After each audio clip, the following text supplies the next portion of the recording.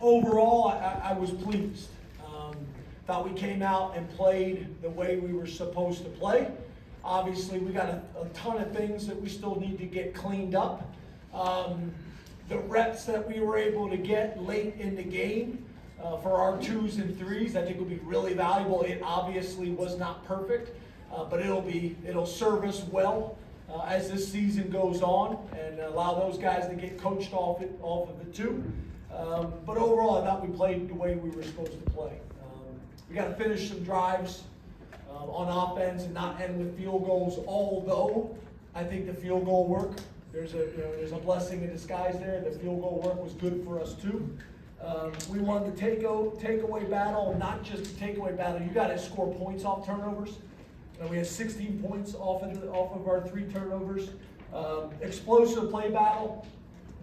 We were not as explosive as I would like to be today, but again, this is a smart coach. He does a nice job. If you watch them on offense, they snap the ball every time under 5. They were going to shorten the game.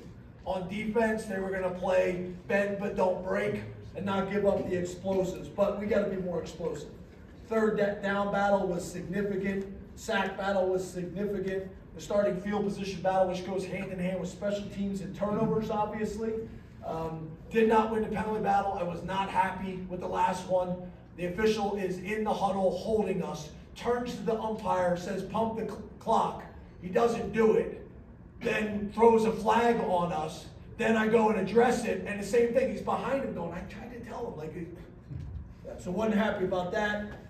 Middle 8 was great. Loved how we saved all of our timeouts. You see a ton of sloppy football early in the season. I didn't see any of that. We didn't have stupid penalties. We didn't put the ball on the ground. We didn't turn it over. We didn't burn timeouts. That was big. I think we had a 2-minute drive at the end of the half.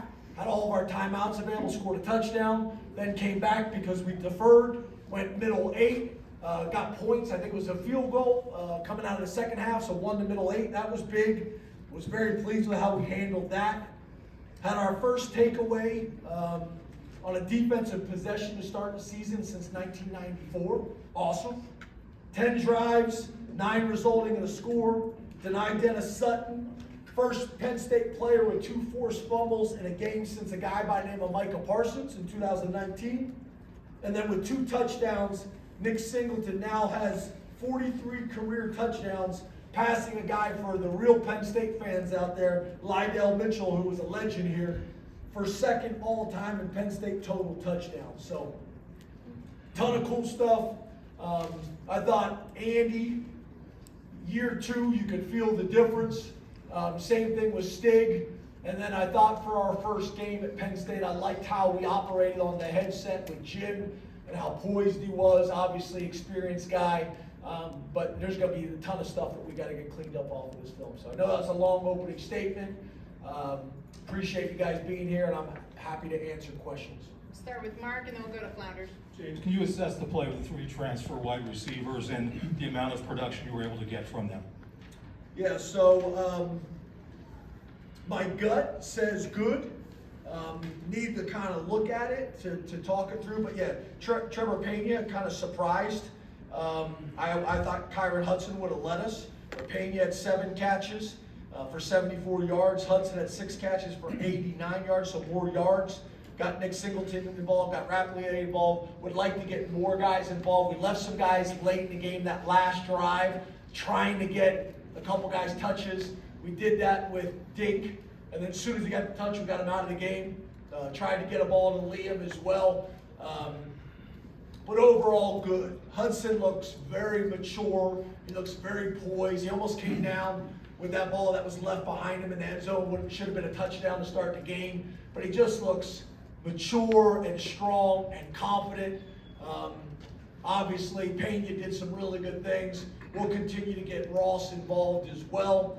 And then we'd like to get more of the tight ends involved earlier in the game with the weapons that we have at that position. But overall, really good game 1. But we got to take a step. We got to take a significant step between game 1 and game 2, and this will be great film to do that off of. Bob and then Rich. Hey James, you had talked recently about getting more production from your kicking game. You mentioned last year you had the big game against Minnesota. You wanted to, I think, get some more plays and play some more winning football in the kicking game. You mentioned Barker, but I wanted to also get your thoughts. You got a big kick return from King Mack. Yeah. How encouraged were you to be able to make some more big plays like that? Yeah, that's going to be important, and it's really cool for King Mack, right? You know, I'll say he made a mistake, left, figured it out, quick, came back, and the first game back, he's got a huge play for us. So, you know, that was cool. He broke us down there at the end. The 4-for-4 on field goals were huge. The only thing that was somewhat disgusting was the 2-point fake field goal. That was probably the only thing in the game that was disgusting, but everything else pretty good. And the kicking game was overall good. I would have liked to see us cover kicks a little bit better. That could be improved. It was great to see. I think it was Darius Dixon on the backside came in and had a knife tackle. That was a thing of beauty. But there's some things that we got to get cleaned up. It was nice to see us make some big plays. The kicks, the kickoff return. I'll be interested to see who tackled him and if he got walked. Rich and then Pickle. James, to your right. To your To your right. You mentioned the. Wait, isn't this your seat here? No, I had to fight through the crowd. I got here late. It's no problem. Some of you guys I'm have good. seats. No, And that's Audrey's seat. Some of you guys. I'm good. You're a legend around here. We got a group of guys that have been doing this for a long time. You should have your seats. We should have little nameplates. Thanks for embarrassing me. That's your spot, right? Yeah. That's your spot. Yeah, this is my old buddy's spot, so I stood here. Anyway, You just want to ask your question. That's all I want to do. Yes, sir. You mentioned the red zone. Why do you think you struggled inside the red zone? Was there a common theme, and also with the running game? Yeah, I don't know if I would describe it as struggle, but the reality was I told Andy to call a couple plays that wouldn't convert so we could work on our field. Again, I get it. If there's an area that we need to improve, we stalled out a few times. I don't want to give you the coach answer that you guys hate, which is I got to watch the tape to decide. But obviously, we didn't execute down there, and we need to do that. I thought our run game, especially our outside zone stuff, could have been better. But yeah, we stalled out there. Now, exactly why, I don't have that answer for you right now. I will on Tuesday or Wednesday whenever we get together. But yeah, if you're going to critique, that's an area that deserves to be critiqued. I just don't have the answer for you right now. But again, I do think the blessing in disguise, we went 4-for-4 on field goal, and that's going to pay dividends for us down the road. Go Pickle then Audrey. Coach, we talked a lot this offseason about your offensive and defensive lines. How do you evaluate those two groups after today? Yeah, overall good. You know, overall good. Their quarterback made some plays with his legs to extend some drives, some design quarterback draws and things like that. We played a ton of guys, so there's value in that for us.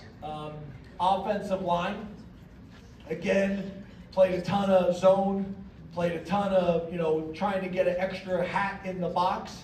And that impacted us a little bit. So we didn't have the explosive runs like you'd hope, but I think there's a reason for that. I think that was kind of part of their plan.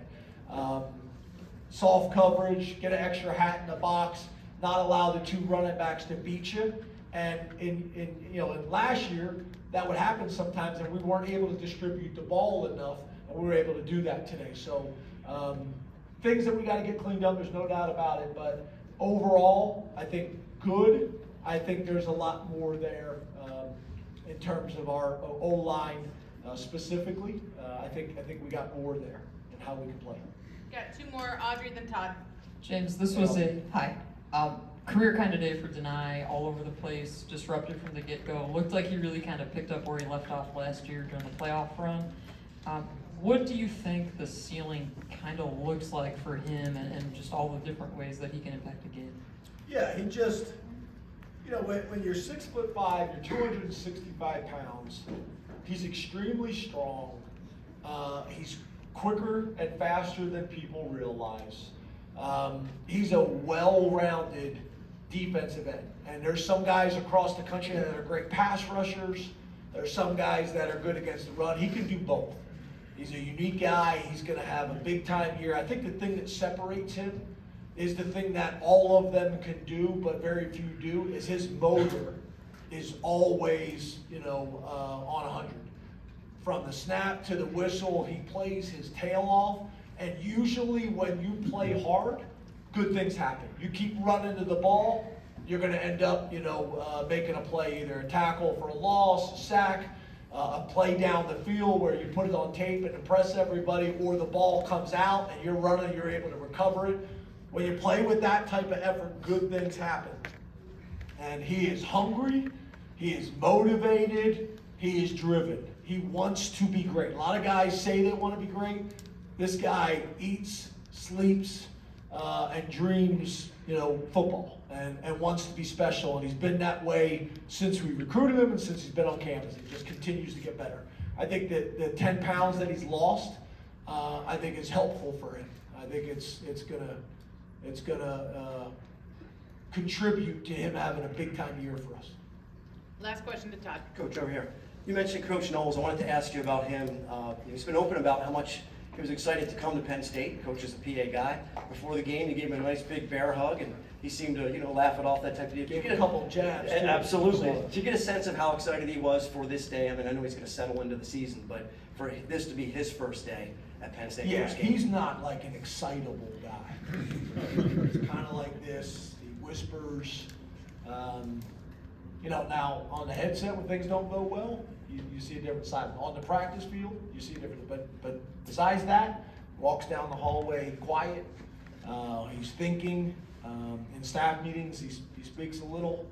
That's why I kind of was so animated with him before the game, because I was trying to get a little bit of reaction out of him. I think his heartbeat went like, ding, like not a whole lot. But that's who he is. And we talk about that all the time in our building. Is you just got to be the best version of you and be comfortable in your own skin. And obviously at this point in his career, Jim knows who Jim is, and we're happy he's with us. Thank you, Coach. Thank you.